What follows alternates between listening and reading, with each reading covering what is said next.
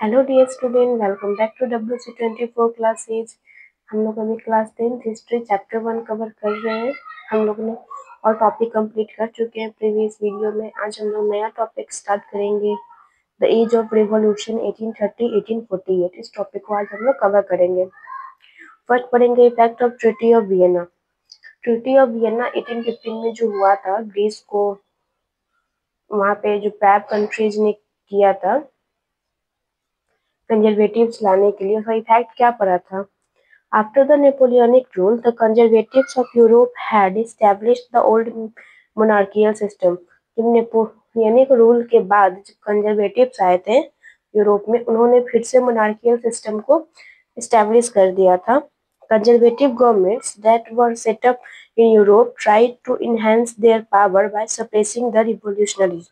जो conservative government थे Europe के, वो क्या कर रहे थे, अपने पावर को इनहेंस करने के लिए जो जितने भी रिवोल्यूशनरीज थे उनको सप्रेस्ड कर रहे थे। As conservative regimes try to consolidate their power, liberalism and nationalism came to be obsessively associated with revolution. Conservative ये ट्राई कर रहे थे कि कैसे वो लिबरलिज्म के पावर को, नेशनलिज्म को, उसको वो दबा सके, जिसके कारण वहाँ पे रिवोल्यूशन ना हो। Next point, in many region of Europe such as the Italian and German state, the provinces of the Ottoman Empire, Ireland and Poland, these revolutions were led by the liberal nationalists belonging to the educated middle class, elite among whom were the professor, school teacher, clerks, and member of the commercial middle class. Europe के कुछ हिस्से थे कि Italy में और German state में Ottoman empire थे, Ireland और पोलैंड में रिवॉल्यूशन हो रहे थे लिबरल नेशनलिस्ट के द्वारा। और वहाँ पे किससे बिलोंग थे जो लिबरल नेशनलिस्ट थे, तो एडुकेटेड मिडिल क्लास से बिलोंग करते थे। और उसमें एडुकेटेड मिडिल क्लास में कौन से लोग होते थे, तो professor, school teacher, clerk, member of the commercial middle class, ये सभी कोई एडुकेटेड मिडिल क्लास में आते थे। Next point, the emergence of a new middle class कंपेरिजिंग clerks, professors and member of the commercial class played an important role in propagating nationalism and liberalism. The new middle class था, educated middle class, उसमें जो colour, professor में था, school teachers थे, commercial class थे, ये सभी लोग एक बहुत ही इम्पोर्टेंट रोल प्ले कर रहे थे नेशनलिज्म और लिबरलिज्म को प्रमोट करने में। ड्यूक मैटरनिक वन सेड, जो ड्यूक मैटरनिक थे, उन्होंने एक बार बोला था, when France sneeze the rest of Europe catches cold. अगर फ्रांस अगर एक बार छींकता है तो पूरे यूरोप में सर्दी हो जाती है। ये क्यों कहा था, क्योंकि जो फ्रांस सबसे पहले रिवॉल्यूशन फ्रांस में ही आया था, उसके बाद लोग अपने अपने कंट्री में भी रिवॉल्यूशन करना स्टार्ट करते हैं। This statement means whenever any revolutionary activity happened in France, it influenced the whole Europe. इसका मतलब है, अगर कोई भी रिवोल्यूशनरी एक्टिविटी जो फ्रांस में हो रहा है वो पूरे यूरोप में इम्पैक्ट डालेगा।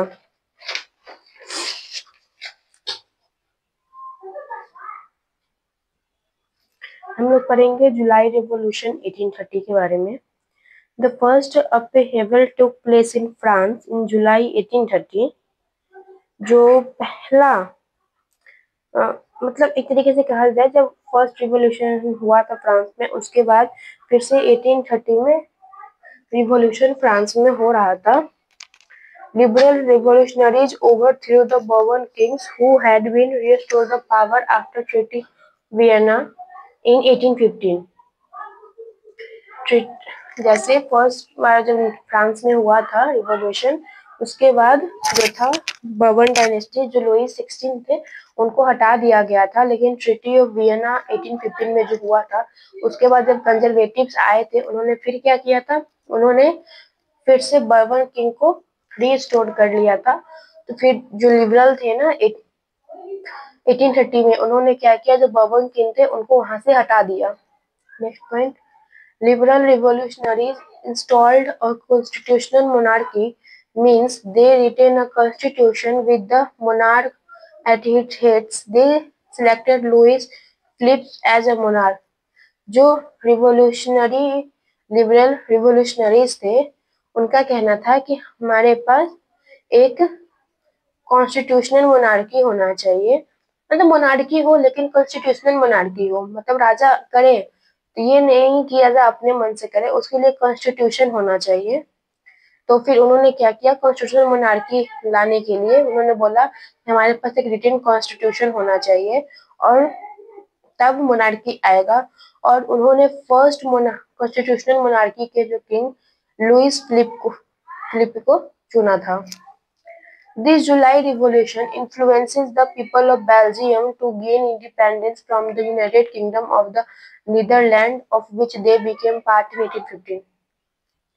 जो जुलाई रिवॉल्यूशन हुआ था उसमें जो बेल्जियम के लोग थे उनके पास ये पावर आया था कि वो फिर से इंडिपेंडेंस पा सके, किनसे, United Kingdom of the Netherland, जिसके वो 1815 में पार्ट थे, उन्हें उनसे फ्रीडम पाने की आजादी मिल गई थी। इंडिपेंडेंस ऑफ ग्रीस 1832, अब इसके बारे में पढ़ेंगे। Greece got their independence in 1832 from the Ottoman empire. जो ग्रीस है उनको 1832 में इंडिपेंडेंस मिला था, किससे, तो ओटोमन एम्पायर से। They had been part of the Ottoman empire since the 15th century. जो ग्रीस था वो ओटोमन एम्पायर का कब से पार्ट था, तो 15th सेंचुरी से ही ग्रीस ओटोमन एम्पायर के पार्ट थे। In 1821, Greek people started their struggle for independence as they started getting inspired by the growth of revolutionary nationalism in Europe।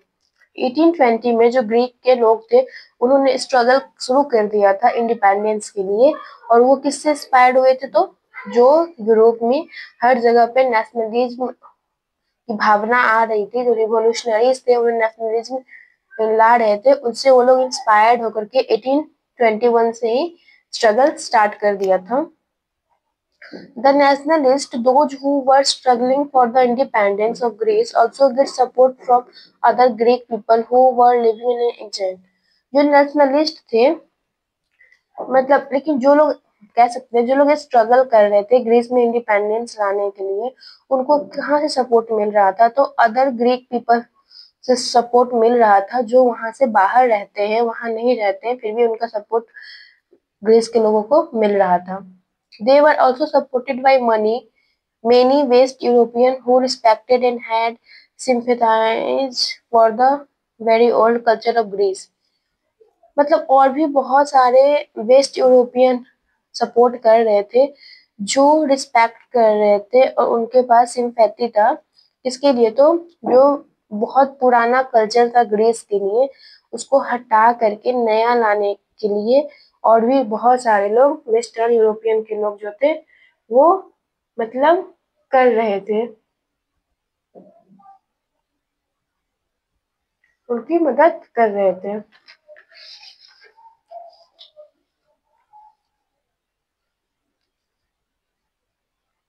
Many poets and artists praised Greece through their poems and art as they believed that Greece represents European civilization and start mobilizing public opinion to support its struggle against Ottoman Empire, which is a Muslim empire।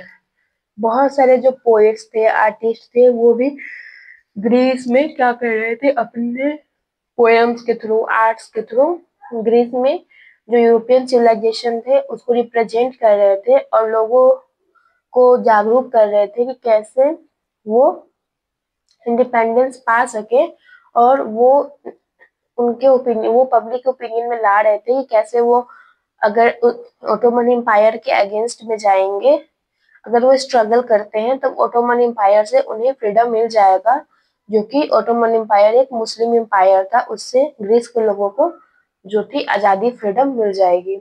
English poet Lord Bannon, who supported the struggle financially by organizing funds and later went to fight in the bar where he died of a fever in 1824। जो English poet थे Lord बैनन, उन्होंने support किया था financially, funds को organise करके, तो फिर वो भी उस फाइट में वार हुआ था तो उसमें वो मतलब फाइट किए और उसके बाद वो 1824 में उनको फीवर हो गया, then he was died। Finally, finally, The Treaty of Constantinople of 1832 granted independence to Greece as a nation. Finally क्या हुआ? ट्रीटी ऑफ कॉन्स्टेंटिनोपल हुआ 1832 में, इसके द्वारा ग्रीस के लोगों को इंडिपेंडेंस मिल गया। Next point, romantic imagination and nationalist feeling. The idea of nationalism not only developed through the wars and expansion of territory, but shared culture and promoted the idea of nationalism. जो idea of nationalism था, ये सिर्फ ये develop नहीं कर रहा था, war के थ्रू डेवलप नहीं हो रहा था, और न ही ये बढ़ावा दे रहा था टेरिटरी को बढ़ाने का, लेकिन ये अपने कल्चर और आइडिया को भी शेयर कर रहा था, जो नेशनलिज्म के प्रति इनके आइडिया थे, आइडियोलॉजी थे। Art and poetry, stories and music were used as a tool which shaped nationalist feeling among the people. Art और पोएट्री, स्टोरीज, म्यूजिक, ये सब का यूज करके सभी लोगों के अंदर नेशनलिस्ट की फीलिंग को जगाया जा रहा था। A new movement known as romanticism emerged in Europe at this time. एक नया मूवमेंट यूरोप में आया था, रोमांटिसिज्म, यह यूरोप में अच्छा फैलने लगा था। Romanticism is a cultural movement which promoted the nationalist sentiment among people through the glorification of past. Romanticism था एक कल्चरल मूवमेंट था जो प्रमोट कर रहा था नेशनल सेंटिमेंट को लोगों के प्रति, जो वहाँ का पास्ट का ग्लोरिफिकेशन कर रहा था। The poets and the artist who followed this were called Romantics. जो पोएट और आर्टिस्ट इस रोमांटिसिज्म को फॉलो कर रहा था उन्हें रोमांटिक्स बोला जा रहा था। Romantic artists and poets criticized the glorification of religion and science, and instead they focused on the emotion and the mystical feeling. जो रोमांटिक आर्टिस्ट और पोएट्स थे, वो उनको क्रिटिसाइज किया गया था इस ग्लोरिफिकेशन के लिए। वो सिर्फ रीजन और साइंस के बेसिस पे नहीं कर रहे थे, वो किस पे फोकस कर रहे थे, तो इमोशन और मिस्टिकल फीलिंग पे वो फोकस कर रहे थे।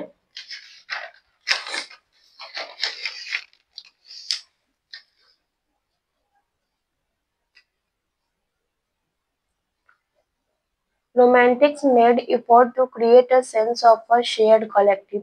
जो भी रोमांटिक्स पीपल थे वो पूरा एफर्ट डाल रहे थे सेंस ऑफ बिलोंगिंग क्रिएट करने का, हेरिटेज, अ कॉमन कल्चरल, और सभी में एक sense of share collective heritage हो और कॉमन कल्चर हो।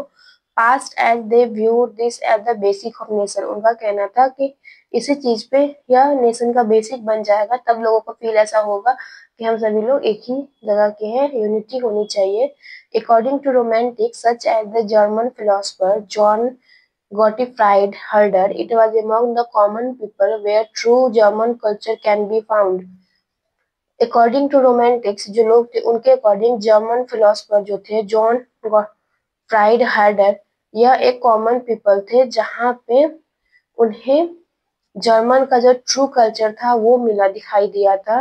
द ट्रू स्पिरिट और soul of the nation was popularised through folk song, folk poetry and folk dances. जो वहाँ का स्पिरिट और साउल था नेशन का, वो पॉपुलर होते जा रहा था किसके थ्रू, तो फोक सॉन्ग्स के थ्रू, फोक पोएट्री के थ्रू और फोक डांसेस के थ्रू ये पॉपुलर हो रहा था वहाँ का स्पिरिट और soul. So collecting and recording form of the folk culture was essential for nation building process.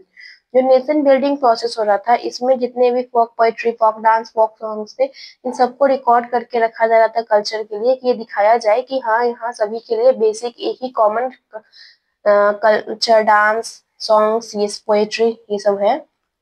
To recover an ancient national soul and to spread modern nationalist message among the mass people, which were mostly illiterate, vernacular or regional language, and the collection of local folklore was used.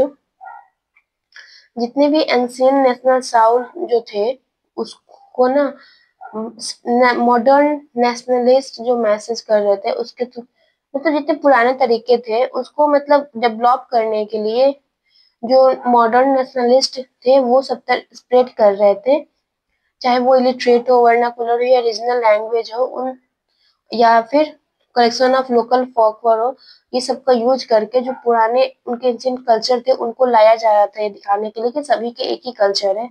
For example, nationalist feeling was kept alive through music and language in Poland before it was a finally established independent territory. Example में लिया जाता है जैसे nationalist जो Poland में nationalist की feeling थी वो म्यूजिक और लैंग्वेज के थ्रू ही सब में लाई गई जब तक कि वहां पे इंडिपेंडेंट ना आ गया। Language to become a tool in the development of nationalist scientist, language भी एक बहुत ही बड़ा जरिया बन सकता है वहां पे नेशनलिस्ट सेंटिमेंट लाने के लिए। After the Russian invention of Poland, Russian language was imposed everywhere.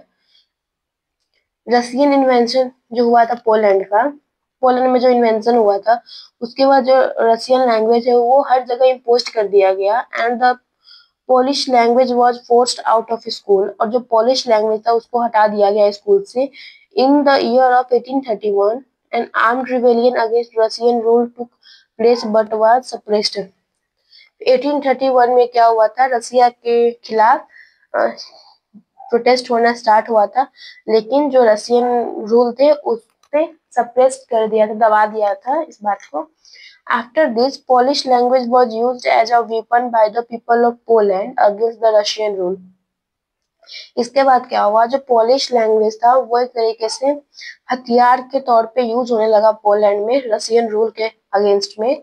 Polish was used for prayers and all religious instruction, जो पोलिश लैंग्वेज था उसका लोग यूज कर रहे थे, जितने भी प्रेयर्स कर रहे थे उसमें और भी जितने रिलीजियस थिंग्स वो कर रहे थे उसमें उन्होंने पोलिश लैंग्वेज का भी ही यूज किया पोलैंड में।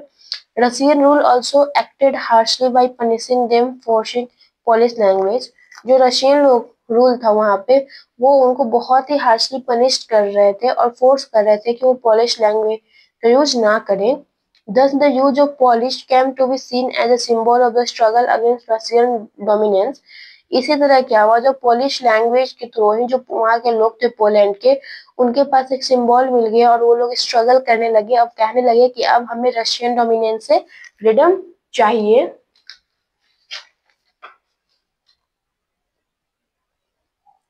The Massacre of Choice.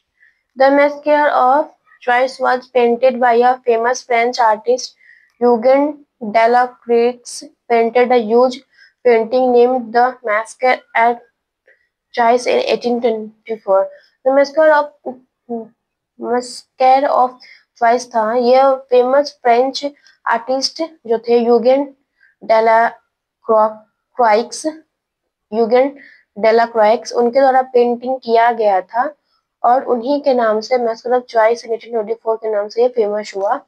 The painting is about the incident in which 20,000 Greeks were said to have been killed by Turks on the island Choice. इस पेंटिंग बता रहा था ऐसे इंसिडेंट के बारे में जिसमें 20,000 जो ग्रीक्स लोग थे उनको मार दिया गया, किसके द्वारा, टर्क्स टर्क्स के द्वारा। किस पे, तो आइलैंड ऑफ चॉइस पे ही मार दिया गया। By representing an incident focusing on the suffering of women and children, he generated sympathy for the Greeks. इसको रिप्रेजेंट करते हुए इस इंसिडेंट को उन्होंने किससे फोकस किया, तो वुमेन और चिल्ड्रन पे फोकस किया और उन्होंने सिंपैथी भी जनरेट किया ग्रीक्स के लोगों के प्रति। Next topic, hunger, hardship and revolt, इसके बारे में पढ़ेंगे। The year of 1830 was great economic hardship in Europe because there was a large increase in the population.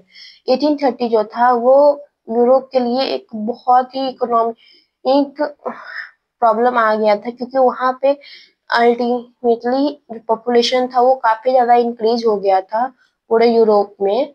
This also put pressure on the employment opportunities as there were more seeker of the jobs than employment. यह किस पे pressure और डाला, तो employment पे। जितना ज्यादा लोग हुए उतना ज्यादा सबको अब काम चाहिए, एम्प्लॉयमेंट चाहिए, तो वहां पे जो जॉब के लिए, काम के लिए जो लोग थे वो काफी ज्यादा बढ़ गए थे। The people migrated from the rural areas to live in the overcrowded slum of the city. जो लोग रूरल एरिया में रहते थे वो वहां से हट करके शहर में आने लगे और वहां पर जहाँ पे बहुत ज्यादा भीड़ था, स्लम एरिया था, मतलब कम रेंज में रहा जा सके, वहां पे आने लगे। Small producers in town face stiff competition from imports of cheap machine made goods from England. जो वहां पे क्या था, स्मॉल जो प्रोड्यूसर्स हो रहा था शहर में, उसमें काफी ज्यादा कंपटीशन आ गया, और जो सामान इंग्लैंड से इंपोर्ट हो रहा था चीप मशीन सब, उसमें भी दिक्कत आने लगा। The aristocracy was still prevalent in certain parts of the Europe. जो एरिस्टोक्रेसी था अभी भी कुछ पार्ट जो यूरोप के थे वहां पे था ही। Thus the peasant had to pay feudal dues and many obligations, and they were struggling in doing this. जो किसान थे उनको अभी भी फ्यूडल ड्यूज पे करना पड़ रहा था, और जिसमें उन्हें बहुत ज्यादा स्ट्रगल भी करना पड़ा था, बहुत मुश्किल से वो पे कर पा रहे थे। Bad harvest were frequent which led to increase in prices of food. अगर खेती सही नहीं हो पा रही थी तो इस ये भी बहुत ही मेजर प्रॉब्लम आ जा रहा था, क्योंकि वहां पे खाना का जो प्राइस है वो बढ़ जा रहा था, price of food was increases. This all resulted in widespread poverty और पॉपरिज्म पॉपेरिज्म। इसके कारण क्या हुआ, वहां पे गरीबी बहुत ज्यादा मात्रा में दिखाई देने लगा।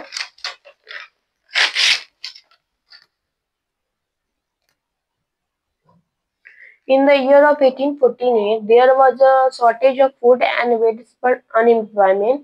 1848 में वहाँ खाने की कमी होने लगी और अनएम्प्लॉयमेंट भी काफी बढ़ रहा था। The people were fed up with the government and thus came out on the road in Paris. जो लोग थे वो गवर्नमेंट से परेशान हो गए थे, और इसी वजह से वो रोड पे, पेरिस के रोड पे सभी लोग आ गए थे। Seeing this uprising, Louis Philippe, who was the head of the constitutional monarchy, fled from France. जो फ्रांस में कॉन्स्टिट्यूशनल मोनार्की चल रहा था, तो उसके हेड कौन थे, तो लुइस फिलिप थे। फिर उन्होंने ये चीज को देखा कि कैसे जो लोग हैं वो पेरिस के शहर पे आ गए थे गवर्नमेंट के खिलाफ। The national assembly declared France a republic. फिर उसका नेशनल असेंबली था फ्रांस का, वो फ्रांस को फिर से रिपब्लिक डिक्लेयर कर दिया। It granted suffrage means right to vote to all adult male above 28। उसके बाद उन्होंने जो मेल था, जितने भी एडल्ट थे, उनको वोटिंग का राइट मिल गया। जो 21 ईयर से हो जाएंगे तब वो वोट देने के लिए एलिजिबल हो जाएंगे। And granted the right to work. और राइट टू वर्क भी ग्रांटेड मिल गया, गारंटी मिल गया कि वो काम भी कर सकते हैं।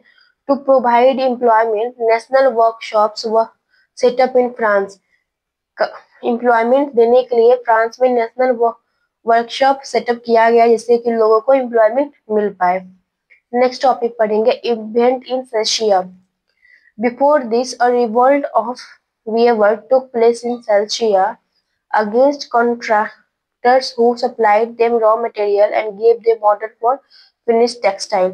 इससे पहले क्या था, रिवोल्ट देखा गया जो सेल्सिया में हुआ था। इसमें क्या था, जो कॉन्ट्रैक्टर्स थे जो उन्हें रॉ मटेरियल प्रोवाइड कर रहे थे, और किसके बीच में, जो ऑर्डर्स, जो मतलब एक था जिससे रॉ मटेरियल्स आ रहा था, और एक था जो फिनिश टेक्सटाइल को सही से बना करके फिनिश करके दे रहा था ऑर्डर पे। इन दोनों के बीच में क्या हुआ, रिवॉल्ट हुआ। The revolt occurred because contractors drastically reduce there payments. ये रिड्यूस क्यों रिवॉल्ट हुआ, तो जो वहां पे कंट्रैक्टर्स थे वो रॉ मटेरियल तो भेज रहे थे, लेकिन जो सामान बन के उनको मिल रहा था उसका प्राइस वो सडनली उन्होंने बहुत कम कर दिया, रिड्यूस कर दिया। The weavers marched from their homes to the mansion of the contractor demanding higher wage. जो वहां पे लोग थे वो अपने घर से लेकर के कंट्रैक्टर के मेंशन तक जाते हैं और डिमांड करते हैं कि जो पेमेंट है उसको बढ़ाया जाए। दे smashed the window of the mention and it's furniture. वो वहां जाकर के जो मेंशन था कंट्रैक्टर के, उसके फर्नीचर और विंडोज को तोड़ देते हैं। Also they plundered supply of cloth. They contractor fled from the scene at that time and returned 24 hours later with the army, which ended in killing of the 11 weavers। फिर क्या हुआ, जो वहां पे कंट्रैक्टर्स के घर के पास सब तोड़फोड़ करने लगते हैं। उसके बाद क्या हुआ, जो वो वहां से उस टाइम कंस्ट्रक्टर तो चला जाता है, लेकिन 24 घंटे के बाद फिर से आता है आर्मी को लेकर के, और वहां पे 11 लोगों को मार दिया जाता है। Next topic, 1848 the revolution of the liberals पढ़ेंगे। This revolt of the poor unemployed and starving peasants and workers in many European countries were happening in parallel to these revolts of liberal middle class also state। जो revolt हो रहा था वो गरीब, unemployed और starving peasant workers, ऐसे बहुत सारे जो थे यूरोपियन कंट्रीज में वहां पे पाया जा रहा था। ऐसे लोग पाए जा रहे थे इनको बहुत प्रॉब्लम हो रही थी, इसी कारण जो थे लिबरल मिडिल क्लास पीपल जो थे उनका साथ देने लगे और फिर वो रिवॉल्ट होना स्टार्ट हो गया। France has already declare itself a republic. जो फ्रांस था वो पहले ही खुद को रिपब्लिक डिक्लेयर कर दिया था।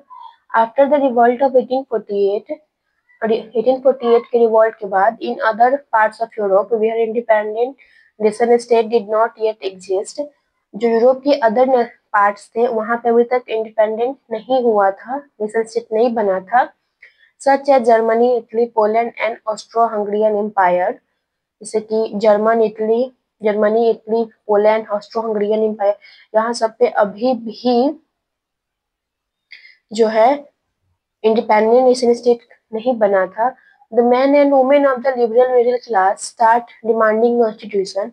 जो मेन और वुमेन थे लिबरल मिडिल क्लास के, वो डिमांड करने लगे कि अब हमें कॉन्स्टिट्यूशन चाहिए। They demanded the creation of a nation state on parliamentary principle such as constitution, freedom of the press and freedom to form association. उनका डिमांड होने लगा कि एक नेशनल स्टेट बनाया जाए जिसमें पार्लियामेंट्री प्रिंसिपल्स पे काम किया जाए और उनके पास कॉन्स्टिट्यूशन हो जहाँ पे उनको फ्रीडम ऑफ प्रेस हो, freedom of form of association हो, उनके पास ये आज़ादी होनी चाहिए। Next topic, Frankfurt Assembly. In German region, political association of middle class, professional, businessmen and prosperous artisans came together in the city of Frankfurt and created an all-German National Assembly. German में क्या हुआ था, जितने भी political association के लिए middle class जो थे, जर्मन रीजन में क्या हुआ था, पॉलिटिकल एसोसिएशन जो मिडिल क्लास के थे, इसमें प्रोफेशनल्स आते थे, बिजनेसमैन आते थे, प्रोस्पेरस आर्टिशियन आते थे, ये सभी लोग फ्रैंकफर्ट शहर में जाते हैं और बोलते हैं कि जर्मन को एक नेशनल असेंबली मिलना चाहिए। On 18 May 1848, elected representative marched in a festive procession of Frankfurt Parliament, convened in Church of St. Paul। 18 मई 1848 में क्या होता है, इलेक्टेड रिप्रेजेंटेटिव्स आते हैं और उसके बाद फ्रैंकफर्ट में पार्लियामेंट बना दिया जाता है, वहां पे चर्च के नाम से जो एसटी पॉल था। They drafted a constitution for a German nation. फिर उसके बाद वो क्या करते हैं, एक कॉन्स्टिट्यूशन बनाते हैं जर्मन नेशन के लिए, which made monarchy subject to the parliament. उसमें सब मेन सब्जेक्ट क्या होता है, तो मोनार्की होता है, पार्लियामेंट में मोनार्की रहेगा। They offered the crown on this term to King of Prussia, Frederick William IV। वो इसी शर्त पे जो है वो किंग ऑफ पर्शिया के सामने एक बोलते हैं कि इसी कंडीशन पे हम आपको क्राउन देंगे। कौन थे king, Frederick William IV। The king reject, जो ये था, मतलब उनका कहना था कि मोनार्की ही होना चाहिए पार्लियामेंट पे। ये जो ऑफर है वो जो किंग ऑफ पर्शिया को मिलता है, किंग कौन थे, Frederick William IV। The king rejected this offer and joined other monarch to oppose the elected assembly. जो किंग थे ना, वो इस ऑफर को रिजेक्ट करते हैं और वो दूसरे मोनार्की के साइड में जुड़ जाते हैं इलेक्टेड असेंबली को अपोज करने के लिए। The parliament also lost their social support as it was dominated by the middle class। जो पार्लियामेंट था उसको भी सोशल सपोर्ट जो मिल रहा था वो भी खत्म हो जाता है, जो मिडिल क्लास के द्वारा डोमिनेटेड कर हो रहा था। They did not listen to the demands of the workers and artisans, they lost their support। ये जो लोग थे वो जिनके डिमांड नहीं सुन रहे थे, तो वर्कर, आर्टिशियन, इन सबकी डिमांड्स नहीं सुन रहे थे, इसलिए उनका सपोर्ट उनको नहीं मिल रहा था। Ultimately, with the help of troops, the king disbanded the assembly forcefully. फिर भी कैसे भी करके मतलब जो किंग को ना हेल्प मिलता है और वो फिर असेंबली को फोर्सफुली डिस्बैंडेड कर देता है। नेक्स्ट टॉपिक पढ़ेंगे रोल ऑफ वुमेन। वुमेन का क्या रोल था? During the liberal movement extending the political rights of the women has controversial one woman participated in movement by forming on political association, founded newspaper and taken part in the political meetings and demonstration, but they were denied the right to vote during the election of the assembly. Liberal movement के time में क्या हो रहा था, जब political rights बढ़ रहे थे तो वुमेन जो थे वो कंट्रोवर्सी में आ जाते थे। कहा गया वुमेन जो है वो पार्टिसिपेट तो करेंगे मूवमेंट में, खुद का पॉलिटिकल एसोसिएशन बनाने के लिए उनको न्यूज़पेपर मिलेगा, वो पॉलिटिकल मीटिंग में भी पार्टिसिपेट कर सकते हैं, वो डेमोन्स्ट्रेशन में भी पार्टिसिपेट कर सकते हैं, लेकिन उनके पास राइट टू वोट नहीं होगा। वो इलेक्शन असेंबली का इलेक्शन होगा उसमें वो वोट नहीं दे सकते हैं। When the Frankfurt Parliament held, the women were only observed in this visitor gallery. Frankfurt parliament में हुआ था ये कि वुमेन कहा गया था कि women were only observe in the western visitor gallery. उनका कहना था कि वुमेन आएंगी लेकिन वो सिर्फ ऑब्जर्व करेंगी इस सभी चीज को, मतलब सिर्फ देखने के लिए आएंगी। Conservative forces suppress the movement of liberals in 1848। जो कंजर्वेटिव्स थे वो फोर्सफुली इस मूवमेंट जो लिबरल्स के द्वारा मूवमेंट किया गया था वो सप्रेस कर देते हैं। But they also realize that they could not restore the monarchy. लेकिन उन्हें ये भी पता था कि वो पहले जैसे मोनार्की को नहीं ला सकते हैं बिफोर द रिवॉल्यूशन, जैसे कि पहले रिवॉल्यूशन से पहले मोनार्की था वैसा मोनार्की अब वो नहीं ला सकते हैं। Thus they start guaranteeing concession to the liberal nationalist revolutionary। अब वो धीरे धीरे क्या हुए, जो लिबरल नेशनलिस्ट रिवोल्यूशनरीज थे उनकी धीरे धीरे बातें माननी शुरू कर दी, ग्रांट करने लगे। The autocratic monarchy of Central and Eastern Europe began to introduce the change such as abolition of serfdom and bounded labor that had already taken place in Western Europe before 1815। जो autocratic monarchy था central और eastern Europe में, वहां पे धीरे धीरे changes आने लगे। उन्होंने बोला सर्फडॉन बंधुआ मजदूरी को एबॉलिश कर दिया गया, जो बाउंडेड लेबर थे जब ऐसे काम करवाए जा रहे थे वेस्टर्न यूरोप में 1815 से पहले, उन सबको हटाने के लिए बोला गया, चेंजेस लाने के लिए बोला गया। The Habsburg ruler also granted more autonomy to the Hungarian in 1867।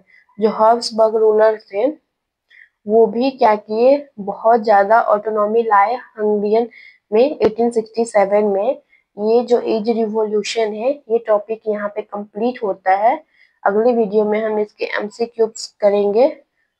I hope आपको ये समझ में आया हो चैप्टर जो मैं पढ़ा रही हूँ। अगर आपको लगता है कि इसमें कुछ ऐसी चीज है जो इम्प्रूवमेंट किया जाए तो आप उसे कमेंट करके बता सकते हैं कि क्या क्या इसमें इम्प्रूवमेंट लाया जा सकता है। तो नेक्स्ट टॉपिक में हम लोग एमसीक्यूज कवर करेंगे। आज के लिए इतना ही। Thank you. Have a good day.